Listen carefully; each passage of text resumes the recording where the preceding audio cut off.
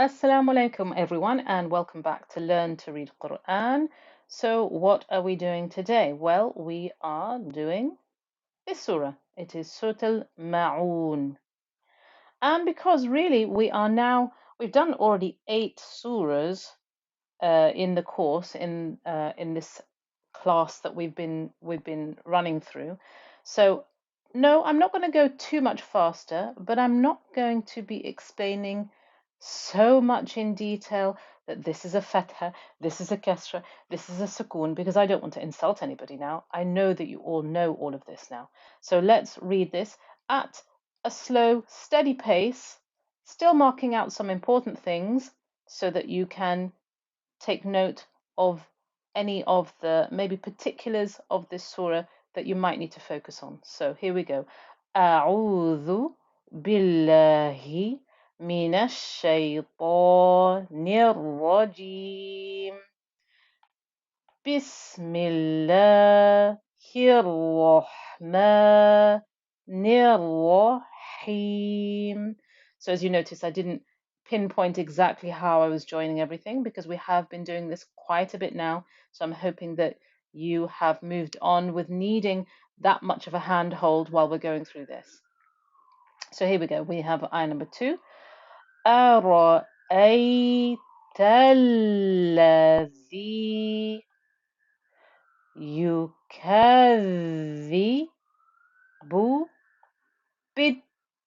بالدين. Okay, so I will read it again and you will see that this is pretty simple. I've just marked where we're joining to make sure that you can see why and where we are joining. I'll take off the markings and I'll do it again for you, inshallah. So we have أرأيت الذي يكذب بالدين. Okay, line number 2, here we are on line 3. فذا, oops, I should say 2. فذلك الذي, this is tricky now, listen everybody. يدعو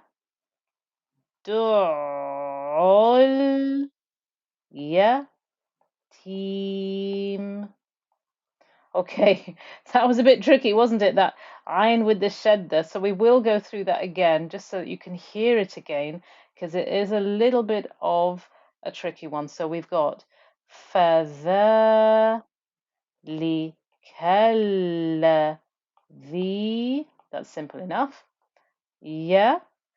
Now the dal with the dhamma is joining in to the ayn. Remember when you have a letter with a shadda, as we do here, the ayn with the shadda, it means that I have 2 of the same letter, which means I have 2 ayns sat here. And that means the first ayn is the one with the sukoon, and that is the one where all of its characteristics of the letter will show. And one of the main ones here is that the sound will flow through the ayn. So you will hear the noise of ayn all the way through this ayn with shadda. So we have, starting with the ya here, ya, dol. You heard the noise of the ayn all the way through when I went from the ayn, joined into the ayn with the sukoon, then I pronounced the ayn with the dhamma, because the dhamma is here, and then I joined from the ayn dhamma to the lam here. So yeah, team, just to finish it off. So that one might need a little bit of practice. I always say to my students, it sounds a bit crazy, but have a play around with sounds because sometimes you think to yourself, oh, I can't pronounce this. It's so difficult. How do I get to the ayn, which is in the middle of the throat? I only use my throat for swallowing. I don't use it for anything else. But try and just, the whole of your vocal mechanism, if you like, the areas that you can produce sound from, they're all controlled by muscles that ultimately you can gain some control over. The tongue, the whole of it is a muscle. The throat is lined with muscles. So you've got to train these muscles to do what you want them to do. And obviously, if you need to produce the correct sound of a letter that's in the middle of the throat, like the ayn here, then you need to get some control over those muscles. And that takes practice. So practice, but play around with it. Say to yourself, okay, I'm going to try doing it this way. I'm going to try really hard, or I'm going to try softly. And sometimes you'll be surprised what works. Obviously, the main thing is to say, make dua, that Allah makes it easy for you, because nothing is easy unless Allah makes it easy. So we'll carry on. We have ayah number 3. Here we go. Wa la. We've got another hard one coming up, people, so let's watch out. We've got ya, hudu. Oh my goodness, you thought the ayn with sukoon, so the ayn with the shadda was hard. Now we have Lad with shadda.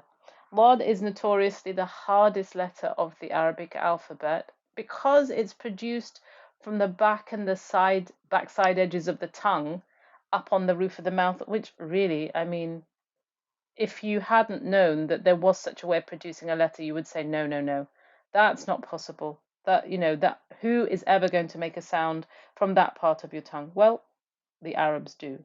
So the Dad, when we have a shadda on it, we know that that means there are two Dad sat there. The first Dad has a sukoon, and that means that the qualities of that Dad need to be heard. And one of those qualities is that the sound, yes, runs through it. So you have to keep the sound going, which is slightly difficult. My main tip is do not press your tongue too hard against the roof of your mouth, because you will trap the sound so much that nothing will flow. But let's have a go. We have, from the beginning of the ayah, we have wala yahud. Hopefully the microphone is picking this up, that you can hear the Lad sound sliding along the roof of the mouth, continuing along the roof of the mouth as my tongue gently presses up into the arc of the roof of the mouth. Now that's the Lad, the first Lad inside there with the sukoon, but I still have to carry on and pronounce the Dhamma on it. So we have again from the beginning of the ayah, وَلَا يَحُضُّ عَلَى. Don't get confused by this yeah. We all know that that's just there to hold up the little hanging alif. Yeah. So that's what we got, why we had a 2-count stretch on the lam, because the lam with the fatha and the hanging alif gave us a 2-count stretch. So we have ala, po, mil, keen. Okay. So as far as this goes, yeah, definitely one to practice.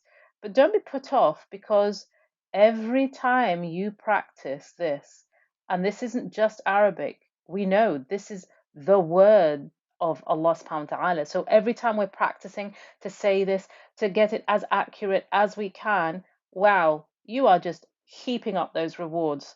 So keep on practicing and never let yourself feel defeated, because Allah subhanahu wa ta'ala appreciates all the struggle that you're putting in. We'll carry on. We have ayah number 4 here. Fa, way, lul. Why did I join the lam to the lam here? Well, first of all, this lam has a shadda.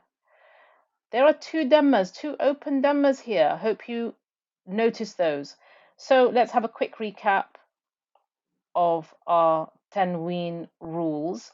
When we have 2 open dhammas, we must look and see what letter comes next. Here it is a letter with shadda, it's a lam with shadda. So we miss out 1 dhamma and we join from the lam with the dhamma to the lam with the shadda. So that's why we got fa, way, lil, mu, صَلِّينَ. Okay, so there's something about this surah that I will tell you at the end. I'm going to read it ayah by ayah just to make it clear, and then I'm going to show you how it can be recited when you can join certain ayahs, and I'll explain why you would want to.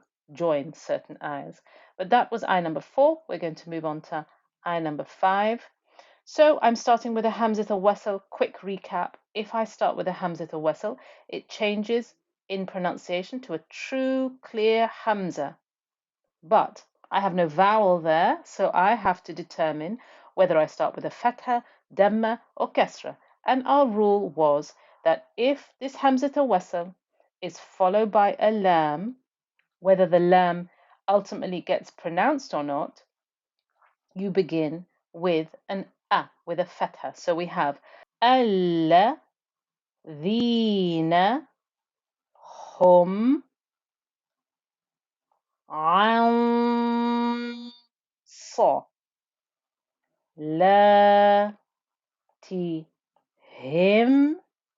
ساهون.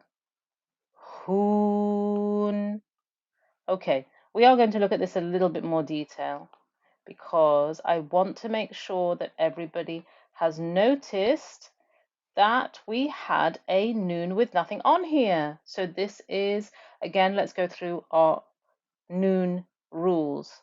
When you have a noon with no vowel on, no sukoon on, as we do here, look to see what letter comes next. Is this a letter with shadda on, people? No, it isn't. Is it a wow or a yeah that we would merge into? No, it isn't. So what do? Well, we hold the ghunna, but we know a little bit more than that, a little bit more refinement of knowledge. We know that we hold the ghunna in the place of the next letter. And what is this next letter? It is a letter Sad. And Sad is a thick, heavy letter where the back of my tongue becomes thick and raised up. So that is the shape of the tongue that it will be like that. I will have my tongue in that shape while I'm holding the ghunna here on this noon with nothing on. So the sound of the ghunna itself becomes thick and heavy, just as the sound of the sad is thick and heavy. So that is why I have sa. And if you are pronouncing the ghunna correctly, with the shape of the tongue correctly, you will notice that when you go from holding the ghunna to pronouncing the sad, your tongue inside your mouth literally won't need to move. You'll just sound out the sad because your tongue is already in the position of the next letter of this letter sad. If I did it wrong, just for argument's sake, just for teaching purposes, if I didn't make my tongue thick, the sound of the ghunna would be completely different. I would have an sa, and then I'd have to do this big movement to make my tongue into the shape that it needs to be for the sad. And that is why we put our tongue in the position of the next letter. It makes that next letter so much easier to say once you've been holding the ghunna. And I'm not sure if I mentioned this before. I always say this to my students. It's the example of like if you had a very heavy shopping bag and you held it tightly in your hand and you had to hold it for, say, a full minute. When you put that bag down, your fingers would take a while to uncurl because the muscles were used to being in a particular position. And by extension, it's like that with the ghunna.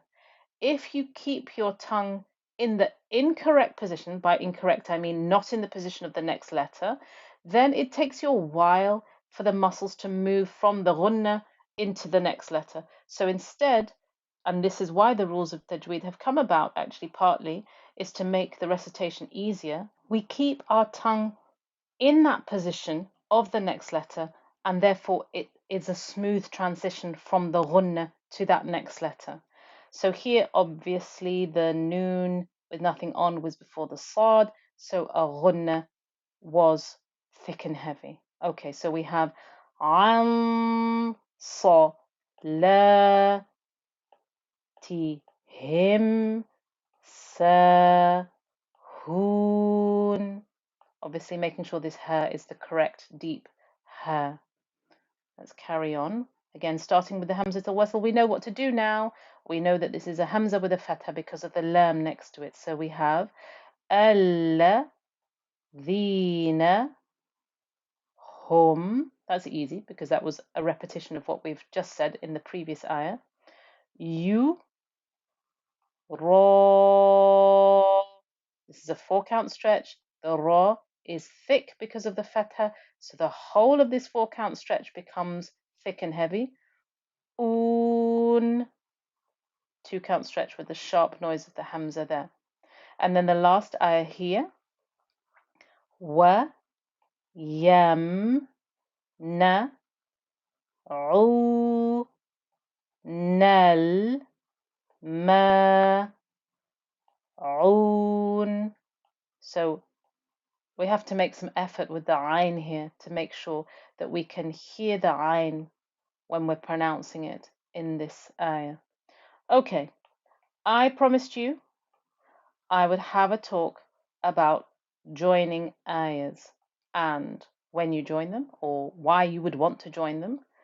And the simple reason why sometimes ayahs are joined rather than saying them just ayah by ayah, in other words, starting at the beginning of an ayah and then stopping at the end of an ayah, is to do with the meaning. And again, this is another reason that the laws of recitation of Quran are there to preserve the meaning of the Quran. And when you would join one ayah to the next, it's to make sure that either you complete the meaning to give the full meaning that Allah subhanahu wa ta'ala is conveying, or because you want to make sure you don't disrupt or change the meaning of what Allah subhanahu wa ta'ala is saying. So here, the example of that in this surah starts here on ayah number 4. This ayah here, in translation, roughly means, so woe to those who pray.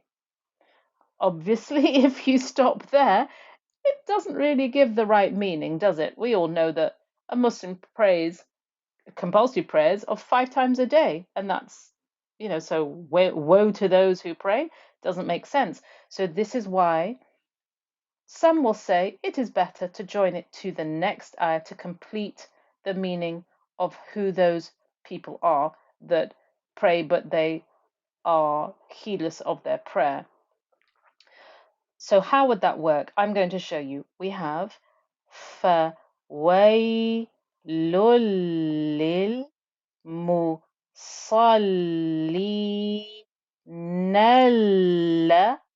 الَّذِينَ هُمْ. Okay, let's discuss what I did there. What did I do? I didn't stop. I didn't stop on this noon.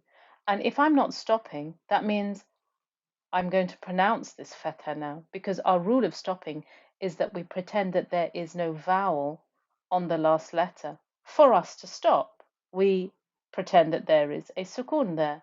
But if I'm not stopping, I use this vowel. So the n noise then carries on, and look, it's going to join here to the lam with the shadda, and then I would carry on and I would end here. And by extension, also I can do the same with these two ayahs. These two ayahs can also be joined. So it can also be الَّذِينَ هُمْ يُرَاءُونَ وَيَمْ. Here there's nothing to join into. There's no letter with shadda on the next line. But I just carry on reciting without taking a pause. But if all of that is just, please, that's a bit too much. I'm just getting used to actually reciting. I don't need to be told when I'm going to join the next ayah to the next ayah. Don't worry. Don't worry. Because, why? Because it's the sunnah of the Prophet Muhammad sallallahu alaihi wasallam to stop at the end of each ayah. So if you do that, then that's completely fine. So that means the last few minutes of this recording you could have completely ignored if you wanted to. But, I just thought I'd share that little bit of information. Please go through this surah. It's a little bit tricky maybe in places, but I'm sure with practice and with Allah's help, you will do this. Well done, everyone. I look forward to seeing you next time. Assalamu alaikum.